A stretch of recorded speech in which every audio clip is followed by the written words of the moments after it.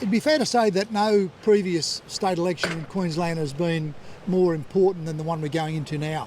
I think everybody recognises the challenges that the COVID-19 pandemic has wrought on our communities and our economy in particular. So the recession and a need for recovery, plus decades of underinvestment by successive state governments of both major persuasions. We've so far seen no real plan for any of the political parties on the Sunshine Coast. And I don't think it's good enough that you consider the contribution that our residents make to the Queensland economy. We're entitled to get a much better outcome. For a start, existing MPs have been generously rewarded by the residents for voting them into Parliament. In one case, a representative for Maroochydore for 28 years.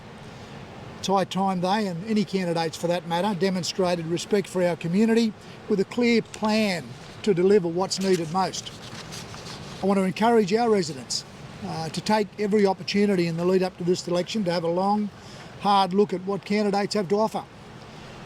Please take the time to push them to outline the plan that responds to the growth that's occurring on the Sunshine Coast, addresses the state's infrastructure responsibilities, particularly road and public transport, and assists the region's recovery from COVID-19 pandemic.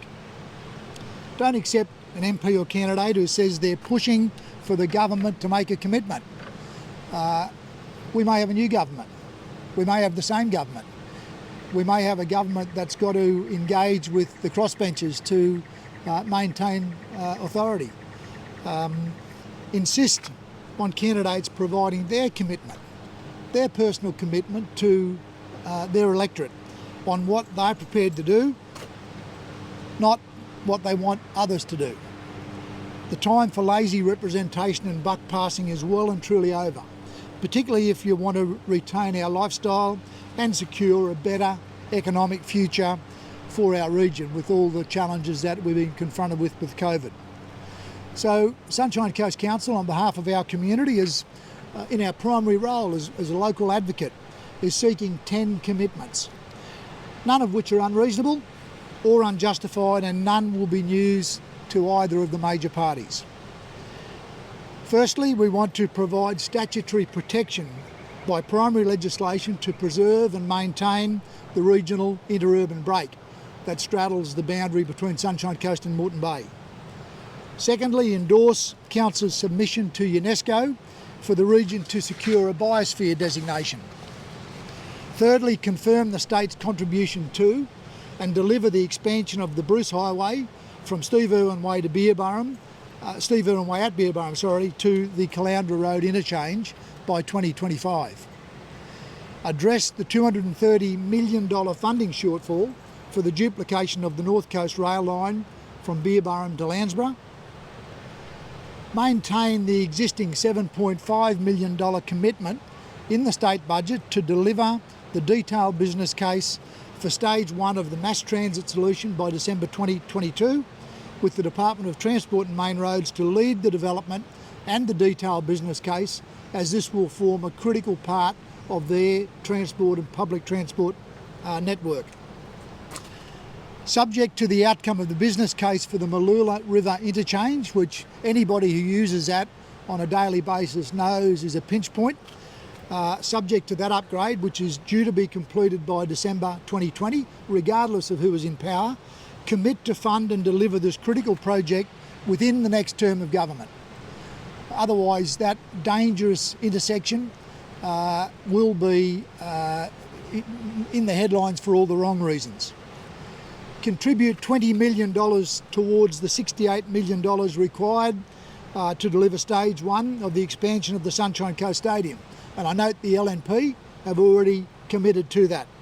And that's to be matched by another $20 million in federal funding that will give us the opportunity to invest $68 million in the first stage of that expansion. And provide $100 million to be matched by the federal government to deliver a $226 million Sunshine Coast Convention and Exhibition facility by 2023-24.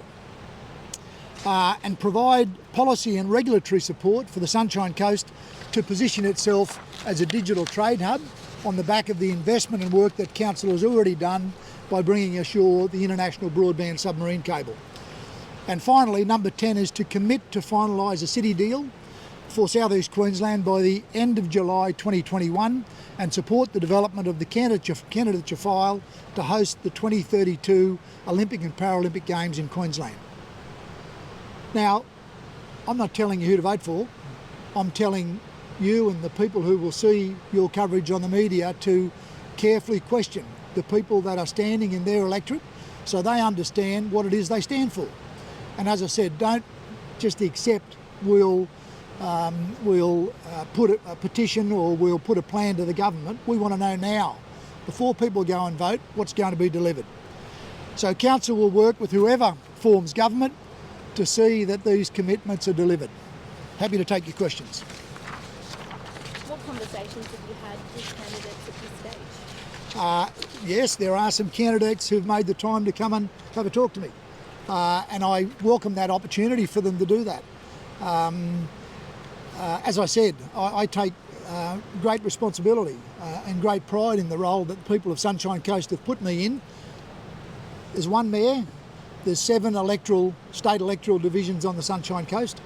I want to see coordination, whether it's the Labor Party, the LNP, the Palmer Party, One Nation, the Greens or anybody else. They need to understand what commitments Council has and how they can participate in delivering those via what is a significantly larger budget that's funded through people of the Sunshine Coast. Public transport? That wasn't... Yeah, no, it's in there, absolutely. My word. The mass transit. The mass transit. Yep, Okay, yeah. exactly. We want a commitment. We've already got a commitment from the government. There's a $7.5 million allocation in the budget. I want that same commitment from the other parties. I don't want us to see a change at the election and the new incoming government doesn't think they've got to live up to that responsibility. Mass transit on the Sunshine Coast is absolutely critical for the future. Council is leading the way, but as I say, this is the responsibility of the state. It sits with the DTMR network. We're happy to work with them, happy to co-fund it, but I want a commitment from all parties that they will fund that. I noticed the Greens in town yesterday highlighting public transport as the biggest issue. Let's see their commitment. Mayor, should there be a change of government? Typically what happens is a stop, review, analyse, come up with new plans. Is that something that is going to be a handbrake on the momentum that the region has already? Well, if there's a change, clearly you've got to deal with a different ideology. That notwithstanding, these 10 commitments make it very clear what the Sunshine Coast needs. As I said, I'm happy to work with whoever will be in government. I take great pride in the fact that I'm an independent mayor, and I think that is of value to the citizens of this region. But we do not want to necessarily waste resources, scarce resources during the coronavirus pandemic already have served to sort of undermine what investment might have been made here. So, we want to make it really clear. The opportunity's there now. This publication is going out today to all of those parties, all those people standing. I mean, we may well see a hung parliament. We may well see independents who hold the balance of power. Reports in the media this morning that the LNP may well endorse the Greens ahead of Labor in all seats in terms of preferencing. May make a huge difference. But we want people to commit to this. 10 easy commitments. Some of them require significant funding and are of an infrastructure nature. Others are about the livability of our region and how we maintain that for the future as well. Not only for the people who live here now, but those who will come in the future. Mayor, would you be expecting a formal response from candidates? And what does a non-response to that document mean as far as you would be concerned? Well, again, I'm urging the constituents of the Sunshine Coast to take my lead, recognise the challenges that this region has and what the solutions are, and be pressuring all of the candidates to ask them what they're going to do. about public transport, about the biosphere, about the interurban break, about the Mooloolah River interchange, to name a few. Depending on where you are on the Sunshine Coast and what the great issues are for you, but think about the broader region in terms of what we need, and put as much pressure, demand to know what the plans are. Don't accept this notion that we'll look at it when we get in government or we'll push the government to do something. What do they stand for? They're representing the people of the Sunshine Coast just like I am, but what do they stand for? As far as the wish list is concerned, it's fairly ambitious. Have you actually costed how much money will be required or how much you're hoping to get from whichever state government? Yeah, look, you're right, it is ambitious, but the Sunshine Coast is a very ambitious place. And I think if we're not, we'll continue to see the hard-earned taxes paid by people on the Sunshine Coast spent in other areas. I'll make this point and I'll make it again. We contribute to the state about $1.6 billion to the state treasury. By comparison, Sunshine Coasters pay council about $350 million in rates. So we want a fair share of that $1.6 billion that we contribute every year back in the form of investment. The total investment, it will run into the billions of dollars. But also some of those ideas just require legislative commitment. A commitment to lock up the interurban break. A commitment to assist in the development of a digital trade hub that can set the Sunshine Coast apart.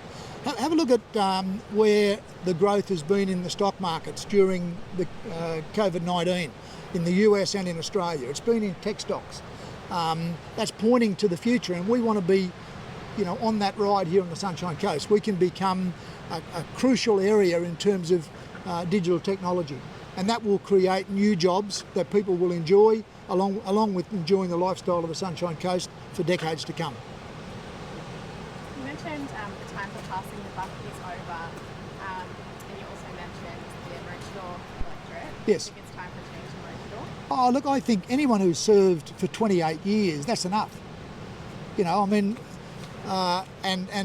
Miss Simpson, who's a very nice person, but 28 years, 2 times in the government, and what have we got to show for it?